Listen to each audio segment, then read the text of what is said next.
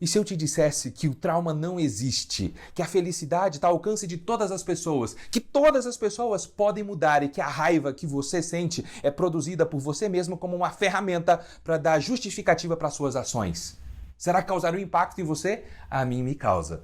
E é sobre esses assuntos que nós vamos falar agora na continuação da nossa leitura comentada.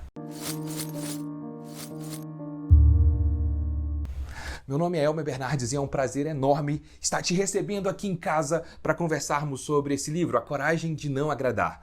No primeiro vídeo, nós fizemos uma introdução e foi muito importante essa introdução, porque passamos as ideias centrais do livro. E principalmente definimos ali quem são os personagens, quem são os autores, de onde eles tiraram a ideia, e agora nós vamos continuar. Só recordando um trecho lá do início. Esse personagem principal aqui, que é o jovem e o filósofo, na verdade são dois personagens apenas no livro, o jovem e o filósofo. Esse jovem, ele foi até a casa do filósofo para poder argumentar sobre como que ele compõe as ideias. E que as ideias dele eram, digamos que, muito polêmicas. E aquele jovem tinha a intenção de fazer com que aquele filósofo negasse as suas teorias. Eita, será que vai dar certo isso? Bom, o filósofo convida aquele jovem para entrar no escritório dele para eles terem uma conversa, e essas conversas se estendem por algumas noites, e nós vamos falar sobre essas noites, porque os capítulos são como se fossem essas noites. E eu vou ler aqui muitos trechos, você vai lendo aí também, e a ideia é que a gente possa pegar alguns insights, algumas sutilezas que o autor quis dizer aqui, até mesmo porque boa parte do que ele diz é fundamentado na filosofia clássica. E como sou filósofo, vou gostar muito de comentar isso com você, porque teve implicações práticas na minha vida substanciais esse livro. Por isso que eu comecei a nossa jornada de leituras comentadas com essa obra. Ok? Vamos lá? Vamos começar? E eu vou começando assim com a primeira noite, Negue o Trauma. E eu vou lendo aqui e a gente vai comentando. Ok. O jovem entrou no gabinete do professor e sentou-se relaxado numa cadeira, porque estava tão determinado a rejeitar as teorias do filósofo. Suas razões eram claras. Ele não tinha autoconfiança, situação que surgiu quando ainda era bem novo e foi se agravando devido aos sentimentos de inferioridade. Sentia vergonha do seu passado, do seu histórico acadêmico e de sua aparência física. Além de tudo, o jovem parecia incapaz de apreciar a felicidade alheia e vivia se lamentando. Para ele, as alegações do filósofo não passavam de fantasias. Será que você conhece alguém assim? Pelo menos um pouquinho assim? Olha, vou ser bem sincero. Me identifiquei com esse jovem várias e várias vezes. Inclusive nessa descrição inicial aqui. E eu falei, nossa, que interessante, isso parece comigo. Mas vamos lá, vamos começando aqui a nossa leitura. Pega o seu livro aí também e vai acompanhando comigo. Estou aqui na página 20, onde começa assim, o terceiro gigante desconhecido. Qual que é essa ideia do terceiro gigante desconhecido? É porque assim, é muito comum nós ouvimos falar de dois grandes nomes. Freud, dentro da psicologia, né? Freud, o primeiro deles, e Jung, o segundo deles.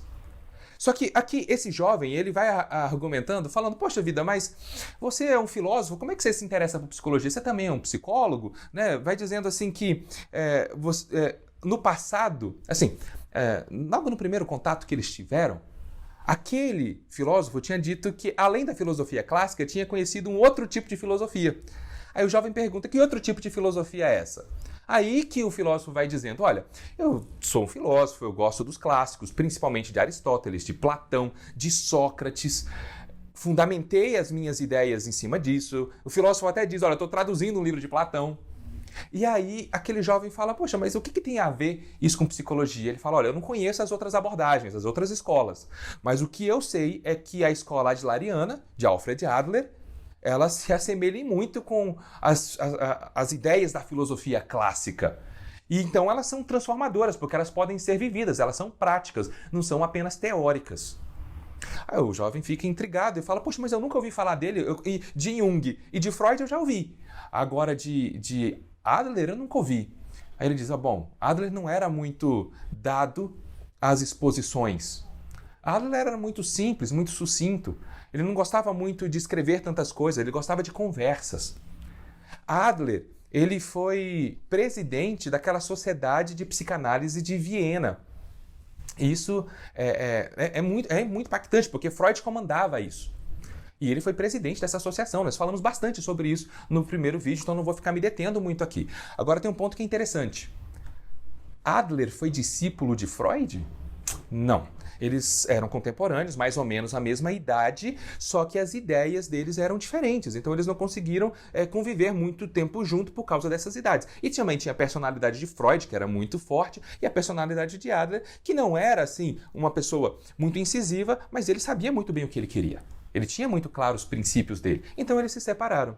É diferente de Jung, que meio que considerava Freud uma figura paterna. Ele meio que idolatrava Freud. Já Adler não. Adler tinha as suas próprias ideias. E não ficou tão famoso assim. Mas, sem dúvida, ele pode ser considerado entre um dos 3 gigantes da psicanálise. Sem dúvida, um dos 3 gigantes da psicologia. A gente pode dizer Freud, sim, com certeza. Jung, sim, com certeza. E Adler, sim, com certeza. E eu colocaria um 4º gigante aí, que é Viktor Frankl, com a psicologia do sentido, que é a logoterapia. Sem dúvida, colocaria Viktor Frankl, e a gente ainda vai falar sobre ele aqui. Aí vai avançando o livro. Ele vai dizendo assim, olha, por mais que você não tenha ouvido falar muito de Adler, as ideias de Adler estão espalhadas por todo canto. Por exemplo, se a gente vê personagens como Dale Carnegie, que escreveu aquele best-seller, né, Como Fazer Amigos e Influenciar Pessoas, ele mesmo fala, cara, as ideias de Adler são fantásticas. A gente percebe nos textos de Dale, do Carnegie, essa presença mesmo de Adler. Tem um livro que é fantástico e nós vamos falar sobre ele aqui, que são 7 hábitos das pessoas altamente eficazes. Esse livro foi um dos livros que eu mais gostei de ler e nós vamos fazer uma leitura comentada dele porque tem ideias profundas que são inspiradas nas ideias de Adler, né? Stephen Covey, que escreveu esse livro, ele expressamente falava sobre Adler. Adler dizia assim, olha, vai chegar um dia que as pessoas vão até esquecer meu nome, vão até esquecer a nossa escola, que é a psicologia individual, mas elas vão esquecer porque as nossas ideias já estão tão difundidas, se tornaram tão comuns, que parece que todo mundo meio que já sabe disso. Aí é o momento que eu posso ser esquecido e tá tudo bem com isso.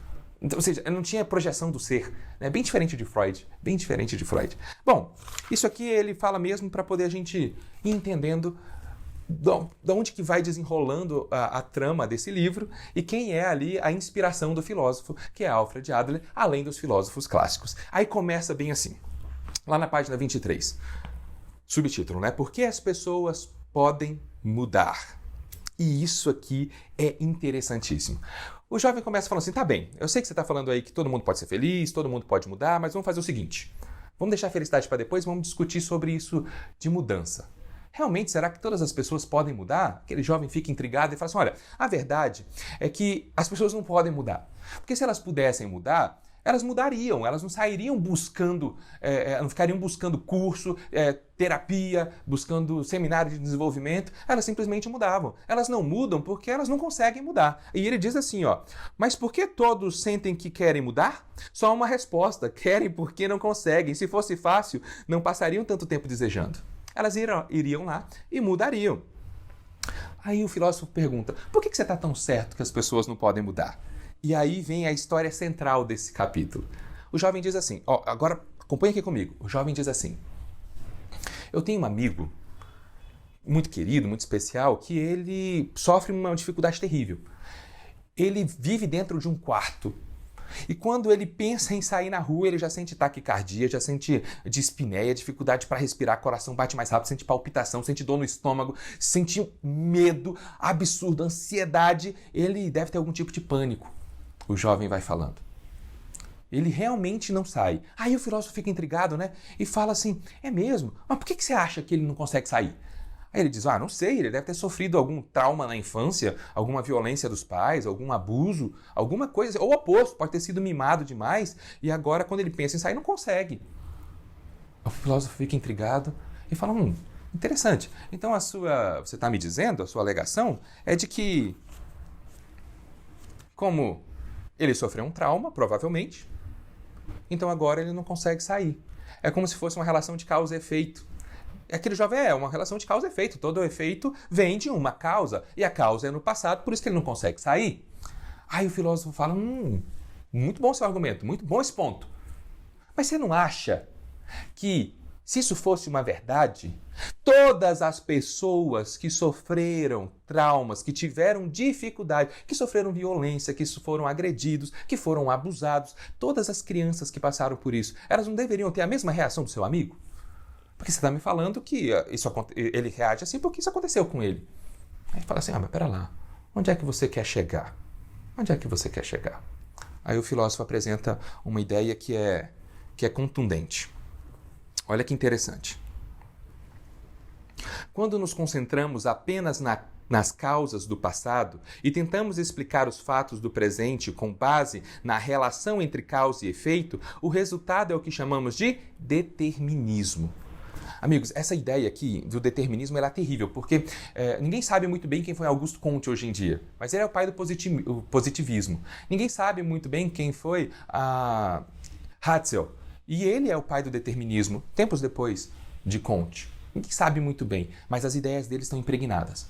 As ideias dele estão impregnadas, inclusive ganharam mais força através da teoria dos traumas de Freud.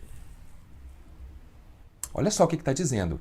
Olha como isso é perigoso. Se os fatos do passado geram traumas e determinam quem você é no presente. Se fosse assim, meu amigo, então a gente estava todo mundo ferrado. Porque a gente já teria o nosso futuro traçado pelo aquilo que a gente viveu no passado. Não teríamos escolha. E aí falando aqui, não é do livro, mas me vem à mente José Maria Machado de Assis. Sem dúvida, um dos maiores ou o maior escritor da língua portuguesa. E ele é pobre, negro, no morro. O pai dele teve a mãe... eles tiveram, a mãe e o pai, né, tiveram ali Machado de Assis. A mãe morreu muito cedo, o pai casou com uma lavadora de roupas. O pai morreu depois, ele foi criado pela madrasta. Pobre. E se tornou José Maria Machado de Assis, amigo, olha só. Imagina se essas experiências tivessem determinado quem fosse Machado de Assis. O pior é que Machado de Assis se tornou Machado de Assis naquele contexto e as pessoas ainda acreditavam no determinismo. Ainda seguiam essas ideias. Amigo, isso aqui é muito interessante. Porque desconstruir isso é fundamental. E agora deixa eu fazer uma experiência pessoal aqui. No meu consultório, não é segredo, eu sou hipnoterapeuta, atendo nos consultórios também. Por muito tempo, eu orientei a minha terapia com base em fazer regressão às causas. Então, fazer regressão às causas significava aqueles traumas, ressignificava aquelas causas, e aí a pessoa ela tinha liberdade para poder escrever um novo futuro. Teoricamente, se as pessoas não viessem até mim, teriam um problema terrível, ou até o hipnoterapeuta teria um problema terrível, porque elas já estariam com seu destino selado. E não é assim. E não é assim. Adler traz uma ideia libertadora e muito verdadeira e muito coerente com as ideias dos maiores pensadores do mundo, amigo. Dos maiores pensadores do mundo, como os filósofos da Grécia Antiga, como alguns pensadores do Oriente também, inclusive. Muito interessante. Vamos ver o que é isso? Ele fala bem assim, olha, o seu amigo, ele não sai de casa por um motivo. Ele tem uma meta. Não é uma meta como ele tem um objetivo. Ele não quer sair de casa. E como ele não quer sair de casa, o corpo dele cria mesmo, somatiza aquela decisão que ele tomou. E ele realmente sente ansiedade, sente enjoo, sente palpitação, sente falta de ar. Não é que ele está inventando, porque o jovem fala assim, então você está dizendo que o meu amigo tem a meta de não sair e ele está inventando os sintomas? Ele não está inventando, ele está sentindo. Ele está usando os eventos do passado para poder dar base e sustentar uma meta do presente. Essa meta do presente é não sair. Entende? Essa é a principal diferença entre a psicologia individual de Adler e a psicologia convencional de Freud. Essa é a principal diferença. Freud fala bem assim, olha, o seu passado cria traumas que determinam o seu futuro. Adler diz, não, nós temos uma meta do presente. Os traumas vão dar base e sustentação. Na verdade, nem é trauma, né? Que ele não considera trauma, porque trauma para Freud é algo que divide a história da pessoa. Tem antes e depois do trauma. Para Adler, não, ele fala assim, os eventos do passado que são impactantes influenciam muito. justamente porque eles são usados como subsídio, como matéria-prima para poder produzir sinais e sintomas que impedem a pessoa de fazer o que ela sente que deve fazer e ela faz o que ela se propõe inconscientemente a fazer, que é a meta de não sair do quarto nesse exemplo aqui. E isso aqui, ele vai fazer mais sentido ali na frente quando a gente for confirmando e confrontando com outras ideias. Vamos avançando bem aqui. Ele diz assim, olha, aquele jovem fala, isso não é verdade, de jeito nenhum, é um absurdo isso que você está falando. Aí ele fala assim, não, o filósofo, esta é a diferença entre a etiologia, que é o estudo das causas, que é o que Freud faz, e a teleologia, que é o estudo do propósito de determinado fenômeno em vez de suas causas. Ou seja, o fenômeno ele não é necessariamente etiológico, tem uma causa e um efeito. Na verdade, ele tem um propósito projetado à frente. Note um ponto, aqui deixa eu deixar isso claro. A filosofia adleriana não nega a causa e efeito. Causa e efeito existem, sempre vão existir, e essa é uma lei universal. O que ele está falando é que a gente está reconhecendo como causa um evento do passado. Adler diz que a causa é uma meta do presente. O efeito é o que a gente sabe, ninguém sai. Nesse exemplo, não sai de casa. Mas a causa, ele está mudando a compreensão da causa. E isso é libertador, Bom, vamos avançando aqui, porque na página 27 vem um subtítulo dizendo o trauma não existe. E aí aquele jovem fala, não, peraí, já que você está fazendo uma alegação tão forte, tão impactante, você vai ter que me explicar melhor essa parada aí de diferença de teleologia e etiologia. Aí o filósofo diz assim, beleza. Imagine que você está se sentindo com mal-estar, com febre, com dor no corpo e aquela sensação horrível, e você vai até o médico e o médico olha para você e fala assim, isso é porque você saiu descoberto ontem, pegou muita friagem, agora tem um resfriado. Pode ir para casa. Você se sentiria como? O filósofo fez essa pergunta para o jovem. O jovem falou assim, eu não queria saber, para mim tanto faz como é que foi que eu fiquei resfriado. Eu quero me livrar desses sintomas, eu quero me curar desse resfriado. Eu preciso que você me receite alguma coisa, algum medicamento, me prescreva alguma coisa, ou me prescreva algum comportamento que eu possa alterar. Eu não quero saber a causa. Aí aquele filósofo disse, é exatamente isso. Quando você foca apenas na psicologia adleriana, o que vai acontecer, na psicologia freudiana, o que vai acontecer é que ele vai falar assim, ele não quer sair do quarto porque os seus pais foram muito violentos, porque tinha um complexo de Édipo, ou sei lá, alguma coisa, foram agressivos. Não necessariamente complexo de Édipo não foi um exemplo bom, mas os pais, até poderia ser, mas os pais poderiam ter outro comportamento mais narcisista, mais egoístas, e deixaram o filho de lado. E quando viam, aplicavam violência nele. Isso traumatizou tanto que ele tem medo agora, ele só fica preso no quarto. Então a culpa é dos pais. A culpa é do que envolvia ali. Poxa, a culpa não é sua, amigo. Pode seguir a vida. Poxa, que pena isso, sabe? Que pena. Você é uma vítima. É pesado falar isso. É pesado. Mas a psicologia adleriana, ela dá para o ser humano as rédeas da própria vida. Me lembra de uma frase de Epíteto. E eu deixei essa frase de Epíteto salva bem aqui no computador para poder ler com você na íntegra, para não errar nenhuma palavra e nem parafrasear. Quando a gente vem da ideia de que a culpa é sua, ele fala bem assim, Epíteto. Um homem mal instruído culpa os outros por seus sofrimentos. Ou seja, uma questão de instrução. Um homem que já começou a sua instrução culpa a si mesmo. Já é melhor, mas ainda é ruim. E um homem cuja instrução está completa não culpa nem os outros, nem a si mesmo. Por isso que Epíteto fala bem assim, a extinção da culpa marca o início do progresso moral. Quando você para de procurar culpados, amigo, e você entende que você é responsável, no sentido de responsabilidade, habilidade de reagir a um fato, você pode pegar aqueles eventos e transformá-los em um impulsionador para a sua vida. Um homem bem instruído, ele não quer achar culpa. Ele quer achar solução. Entende? É isso que Epíteto está dizendo. É isso que Adler está dizendo. E vai dizendo bem assim, ó.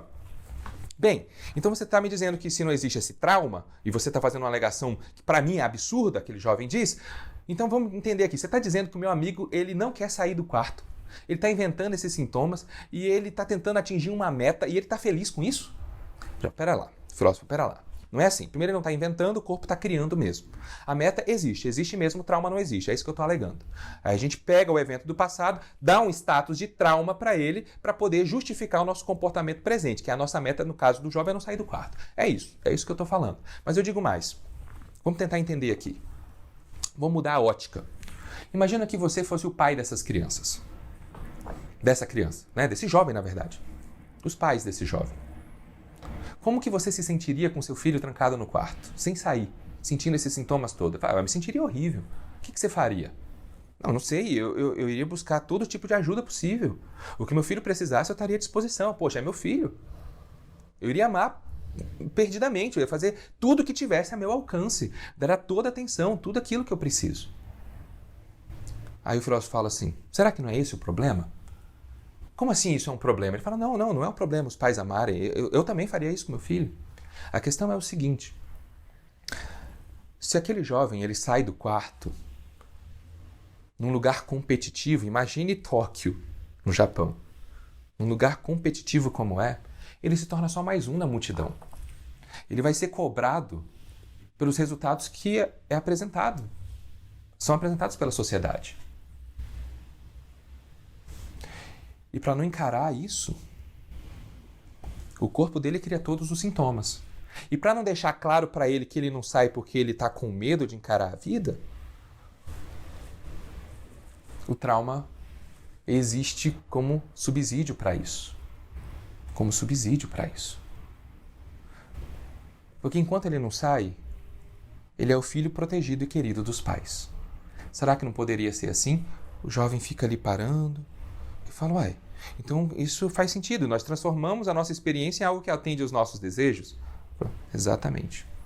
O que conta é o sentido que nós damos para o fato. Deixa eu ler essa partezinha aqui, porque essa parte é fundamental. Olha só, página 28. Nenhuma experiência é em si a causa do nosso sucesso ou fracasso. Nós não sofremos do choque da nossa experiência, diz Adler, o chamado trauma, mas o transformamos em algo que atende aos nossos propósitos. Não somos determinados por nossas experiências, mas o sentido que damos a elas, as experiências, é autodeterminante. Nossa, que incrível, né? Isso é palavras de Adler, que o filósofo recitou para o jovem. E o filósofo ainda diz mais, somos nós que determinamos nossa vida de acordo com o sentido que damos às experiências passadas. Sua vida não é algo que alguém dá a você, mas algo que você próprio escolhe e você quem decide como viver. Nossa, que sensacional, né? Que sensacional essa parte aqui. A vida, meu amigo, não é um presente. É um presente porque é uma dádiva de Deus. Mas não é algo que alguém já te dá embalado para você só pegar e rodar, como se fosse um software. Não. A vida é algo que você constrói. Ficar preso no determinismo é tirar de si a responsabilidade de construir sua vida e jogar nas costas de quem está no passado. Só que isso tem um problema enorme, amigo. Quem tem que mudar é o outro, não sou eu. Então eu continuo sendo a mesma coisa. Quando eu entendo que eu sou responsável pelas coisas que eu faço daqui para frente, as coisas mudam. Quando eu entendo o foco, eu preciso que eu não tenha que ficar trabalhando o trauma do evento passado. Mas sim, trabalhar o que me falta hoje no presente, como a coragem para poder encarar a vida. Aí sim, ir lá no passado e tentar entender a compreensão, para tirar a compreensão exata do fato. Não tentar modificar o fato, porque não dá para a gente poder entrar na máquina do tempo e voltar. Não é possível. É por isso que hoje, nas minhas consultas, eu faço bem diferente. Bem diferente. Vamos entender o que está acontecendo no presente, quais são essas metas ocultas, quais são os benefícios que você está tirando daí, até parecido com um pouquinho do ganho secundário que apresenta lá na psicanálise freudiana, mas ainda assim é diferente. Ainda assim é diferente. Porque lá ainda é uma forma de pegar o trauma. Aqui não, aqui a gente está negando o trauma. Vamos pegar aquele evento do passado, vamos só mudar a compreensão dele. Entende? Vamos mudar a compreensão. Ao mudar a compreensão, a gente muda tudo. Bom, vamos avançando mais aqui. Porque, sem dúvida, amigo, aquele jovem não está satisfeito de não sair do quarto. Ele está insatisfeito. Ele está infeliz. Mas ele está cumprindo uma meta. A meta que subconscientemente ele colocou. Será que você e eu não estamos cumprindo metas também? Se você conhece alguém que você imagina que precisa ouvir sobre isso, agora mesmo, pode dar uma pausa nesse vídeo, não precisa nem esperar acabar não. Compartilha esse vídeo com alguém, manda esse link para alguém. Se você mandar para uma pessoa, você vai ajudar muito essa pessoa. Você não vai ver aqui eu vendendo curso, amigo. Você não vai me ver aqui investindo dinheiro em patrocínio para isso. Não, eu quero só que você receba essa informação como eu também recebi. Leva isso para mais pessoas. Vamos lá? Vamos avançando aqui, porque na página 31 vem assim, as pessoas criam a própria raiva. Porque Adler está falando muito sobre as metas. Aqui, na verdade, o filósofo, né, Ishiro Kishimi, Fumitake Koga, que estão os autores, estão trazendo as ideias de Adler nesse sentido. Como assim? Estão dizendo assim, ó. As nossas emoções, elas ocupam um papel fundamental na nossa vida. Mas será que elas deveriam ocupar o volante do motorista? Ou deveriam ficar no banco do passageiro como um apoio? Essa é a ideia desse subtítulo aqui, desse pequeno capítulo aqui. As pessoas criam a própria raiva. O jovem diz assim, olha, vamos parar de ficar falando do meu amigo, porque seriam só hipóteses. O filósofo concorda e fala assim, vamos falar de algo real. Aí o jovem fala, vou te contar o que aconteceu comigo hoje. Eu estava ali numa cafeteria, lendo alguma coisa, e aí o garçom vem, esbarra em mim e derrama um pouco de café na minha jaqueta. E ele diz ali, aquele jovem, que ele perde a cabeça, se levanta e esbraveja com aquele garçom, porque a jaqueta dele era nova, e ele fica enfurecido com ele. Tem um acesso de raiva. Grita. E o jovem fala, aquilo ali veio de dentro de mim, não tive como controlar. Aí o filósofo fala assim, quer dizer que se você tivesse uma faca, você teria matado ele, isso se justificaria pela sua raiva? Fala, não, você está sendo extremo demais. Aí fala assim, não, pera lá, se a lógica é essa, que as suas ações não puderam ser contidas porque foi pega de impulso, o que vai mensurar o que é o nível da agressão? Depende de cada um. Pera lá, amigo, alto lá, vamos pensar melhor sobre isso. Ai, como assim? O que você está dizendo? Ele falou assim, olha, o que eu primeiro quero dizer, não foi que você gritou com ele porque ele derramou as coisas. Ele não é que ele derramou as coisas e você ficou com raiva.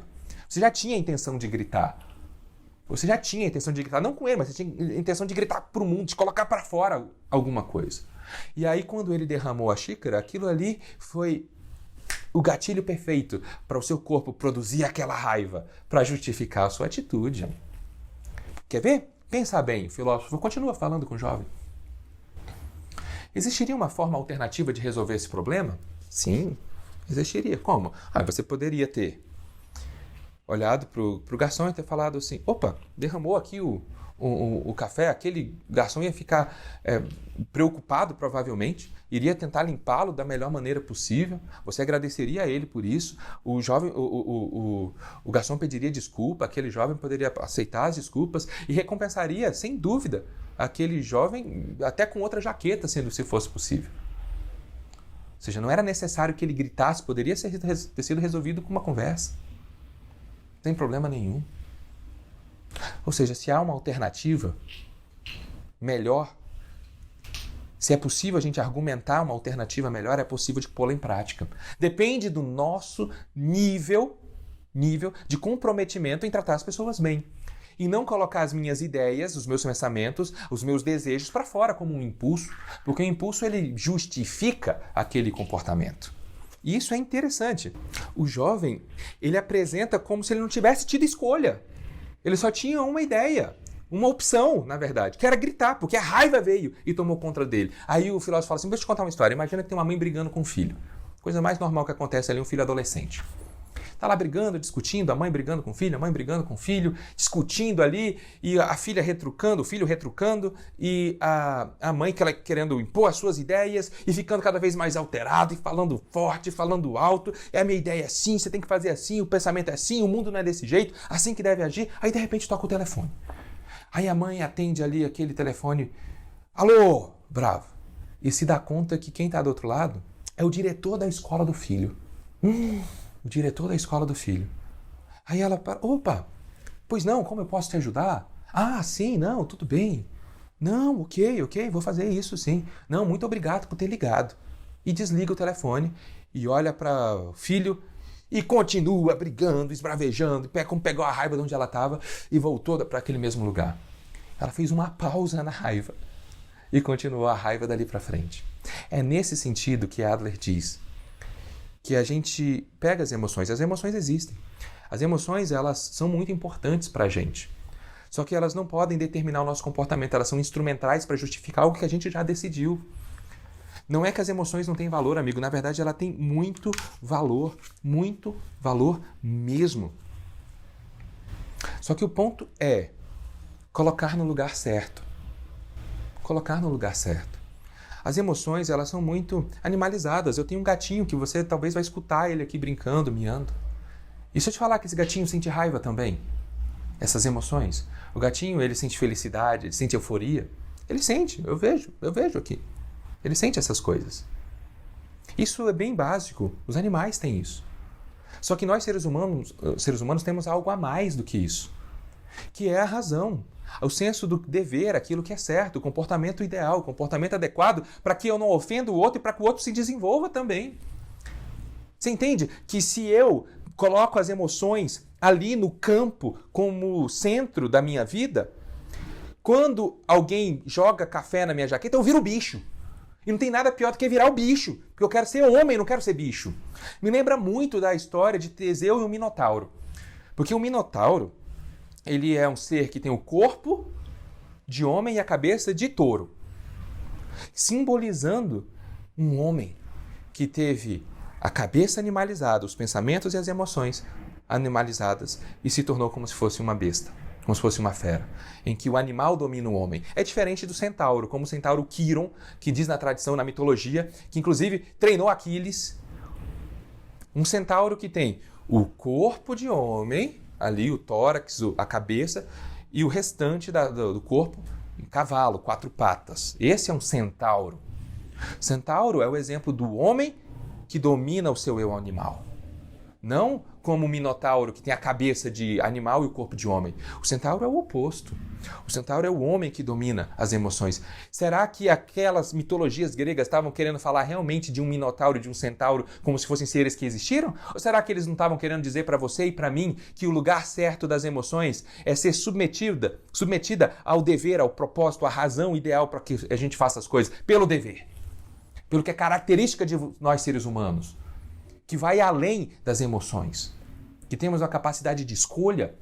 Que não somos determinados pelo passado. É isso que Adler está dizendo. Vê como é que é alinhado com a ideia dos clássicos. Amigo, que você não permita nunca que as emoções tomem conta da sua vida. Que você não se orgulhe nunca de falar bem assim, eu viro bicho quando alguém pisa em mim. Mas que você orgulhe de dizer assim, eu continuo humano apesar de pisarem em mim. Eu continuo humano, sendo quem sou. Bom, vamos para a página 34, onde diz assim, como viver sem ser controlado pelo passado? Ele diz assim,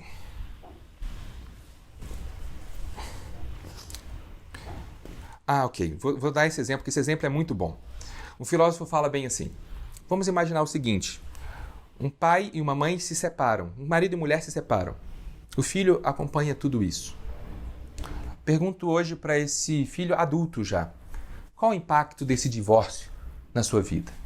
Ele vai falar, bom, não tem impacto grande assim, porque meus pais se resolveram muito bem. Eles conversaram, são amigos, ficaram muito bem.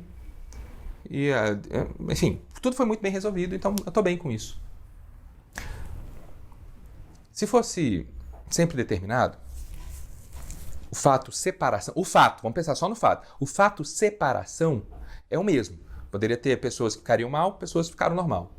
A questão é que não é bem o fato em si, o objetivo. Há uma subjetividade. Por isso que aqui Adler traz as ideias através desse filósofo, o filósofo traz as ideias através de Adler, de que o mundo ele tem uma visão subjetiva das coisas, não objetiva. Nós atribuímos um valor subjetivo. O fato é o mesmo, mas o significado, o sentido pode ser diferente, porque depende como isso ficou bem resolvido no passado. Se o filho ficou bem resolvido com isso no passado em relação aos pais, ok. Se o filho ficou mal resolvido em relação aos pais, vai dar ruim. Não necessariamente depende só do fato do divórcio e de como os pais lidaram, mas sim como o sentido que atribuiu a isso. Na verdade, nós estamos falando isso já há algum tempo aqui. Uma forma de não viver sendo controlado pelo passado é a gente controlar a vida. Porque o jovem diz assim, ó, concordo que não podemos mudar o passado. Exatamente por isso que a vida é tão difícil. O filósofo fala assim, meu amigo, a vida não é apenas difícil. Se o passado determinasse tudo, não seríamos capazes de dar um passo à frente que fosse significativo. A gente tem dificuldade de deixar a narrativa romântica de que o passado influencia tanto e usa isso como muleta, porque é muito forte, amigo, a ideia de ter que encarar o mundo como ele é e saber que nós somos responsáveis pelas nossas decisões. É difícil a gente encarar a vida e bater no peito e falar assim, olha, os resultados que eu produzo na minha vida são consequências das decisões que eu tomo hoje. É muito melhor eu dizer que são eventos do passado, por isso que eu não consigo me relacionar, por isso que eu não consigo arrumar um bom emprego, por isso que eu não passo em concurso, por isso que eu não sou amigo de ninguém, por isso que eu me sinto mal. É muito mais fácil. Só que isso cria um problema, cria um vício. É uma forma de pensar. Aquele filósofo fala sobre isso, o jovem fica ali olhando e tem uma parte que é interessante, que diz que ele começa a olhar para o gabinete e ele encontra um manuscrito ainda não finalizado, escrito assim: as pessoas não são impelidas por causa do passado, mas avançam para cumprir metas que elas próprias fixam. Entende? As metas que elas próprias fixam. Como a meta de não se relacionar, de não sair e tudo mais. Não é que ela deseja isso como algo prazeroso. Ela deseja isso como algo que dê segurança a ela e justificativa dos comportamentos medíocres que ela tem. Agora, sendo bem sincero, observe os grandes homens e veja como os grandes homens assumiram responsabilidade pela sua vida e não aceitaram o lugar de onde eles vieram, não aceitaram a origem que eles tiveram. Eles foram lá e fizeram. Eles não aceitaram a etiologia freudiana, por exemplo. Eles aceitaram a teleologia. E foram. Aí tem aqui na página 37, Sócrates e Adler. Aí é tão interessante porque o jovem diz assim, não, beleza, imagina agora assim, vou dar um outro exemplo. Tem um amigo Y. Esse meu amigo, Y, vamos chamar de Y. Ele é carismático, ele é simpático, ele é divertido, ele é gente boa com todo mundo, ele é alto astral. Cara, ele é sensacional. Tem como eu ser como ele? Aí o filósofo fala assim, não é simples assim não tá totalmente fora de cogitação. Ah, então você está negando o que você disse, porque você disse que as pessoas podem mudar, todas as pessoas podem mudar. Então me diz, como que eu faço para poder então viver a minha vida ou ser como aquele jovem, aquele Y, né, aquele amigo? Aí o filósofo, calma lá, amigo, você está querendo as respostas prontas. Vamos aqui junto construir as respostas ao longo desse livro e você vai entender exatamente o que eu estou falando. Sócrates tinha diálogos com pessoas. Através dessas conversas, eles usavam perguntas para que a pessoa chegasse à conclusão por conta própria, a famosa meiêutica socrática. Vamos fazer assim então com você? Não vamos com tanta pressa. Vamos aos poucos, vamos construindo essas ideias juntos. Porque o primeiro passo para mudar é o conhecimento. A gente precisa do conhecimento. Mas o conhecimento não é algo teórico, é algo prático. Aí o jovem fala assim, mas para você é fácil.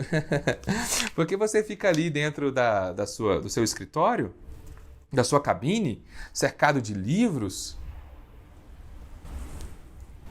isso só vai te engordando intelectualmente. Isso não muda seu caráter, isso não muda sua personalidade. Vai te dar extensão de conhecimento, mas não é capaz de mudar o eixo da sua vida, de quem você é. Isso está sendo falado lá na página 39, que quando ele diz assim, você está bem do jeito que está? Aí quando ele fala assim, olha, é o conhecimento que muda. Aí o jovem retruca, fala, não, o conhecimento só faz isso, não muda profundamente. Aí me vem logo a frase de Sócrates que fala assim, só é válido o conhecimento que nos torna melhores. Realmente, o conhecimento só é útil quando ele se torna prático. E só fazer um parênteses aqui enorme, tá bom? Só para poder deixar isso bem claro. No subcapítulo aqui, né, que dizia assim, ó, Sócrates e Adler, é porque esse livro ele é todo um diálogo entre um filósofo e um jovem. É meio que para justificar por que ele vai ser uma conversa, tá bom? Por isso que o autor fez isso, dizendo aqui, a Sócrates conversava com as pessoas e usava arguições para que a pessoa chegasse à própria conclusão. Então, chegue você à sua própria conclusão e eu vou usar esse diálogo com você ao longo desse livro, ok? Ok. E aí ele vem dizendo bem assim, bom, voltando falando sobre Y, não dá para você ser igual a Y. Aí o jovem fala assim, beleza, você já me disse isso, mas porque o conhecimento que você adquire te dá extensão, não te dá verticalidade a ponto de pegar e mudar o seu eixo, mudar o seu caráter. Aí o filósofo fala assim, pera lá, deixa eu te dizer uma coisa.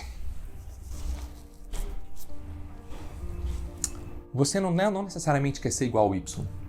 Você só quer ser diferente de quem você é, por isso que você está falando todas essas coisas. O conhecimento é sim um passo para mudar, mas não somente o conhecimento de teorias, mas o conhecimento de si mesmo, o conhecimento de quem você é, dos seus defeitos e principalmente o conhecimento de quem você quer ser no futuro, para que você tenha uma meta diferente daquela meta subconsciente que você colocou, que é de fugir daquilo que te causa medo. Mas talvez agora você possa colocar uma meta de coragem para poder avançar na vida.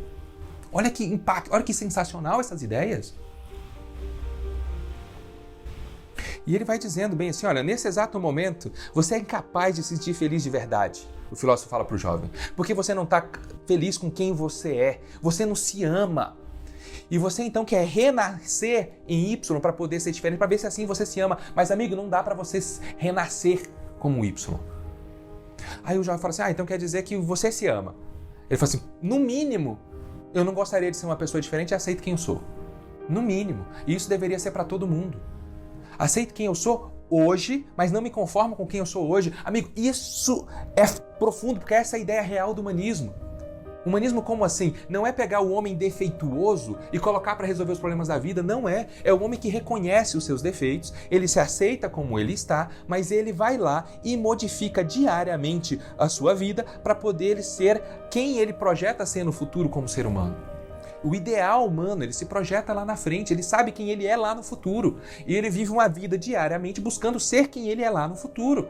Então a sua identidade não está no presente, mas está no futuro. Por isso que você pode se amar profundamente, porque você busca os seus defeitos, busca corrigir os seus defeitos e ser cada vez melhor. Então não é tentar fugir disso, batendo no peito como aquele jovem faz, falando assim, eu me odeio porque eu sou um lixo, eu me odeio porque eu sou um fracassado, eu me odeio porque eu não vou bem na escola, eu me odeio por causa disso. Amigo, não é esse o caminho, não tem como, você não vai renascer de novo. Aceita quem você é, esquece o passado que você acha que determina tanto a sua vida. Foca em quem você pode ser no futuro e toma uma decisão e siga sem pressa e sem pausa diariamente para poder ser cada vez mais parecido com aquilo que você quer. A vida não exige que você corra, ela exige que você continue. Tome uma decisão e todos os dias vai buscando ser mais parecido. Vou encerrar com uma frase que o filósofo cita de Adler. O importante não é aquilo com que nascemos, mas o uso que fazemos desse equipamento.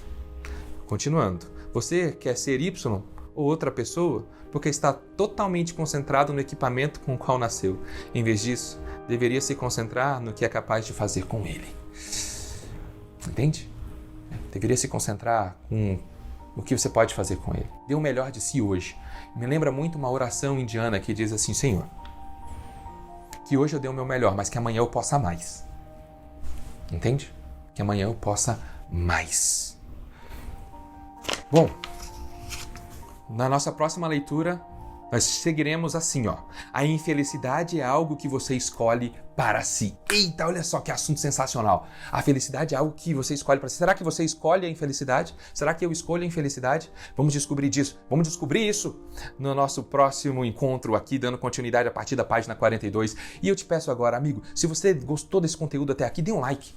É importante para que o YouTube mostre isso para mais pessoas. Vamos levar esse conhecimento desse livro para outras pessoas. E eu quero citar aqui e recomendar o canal da Nova Acrópole. Que canal sensacional, a professora Lúcia é incrível, que mulher fantástica.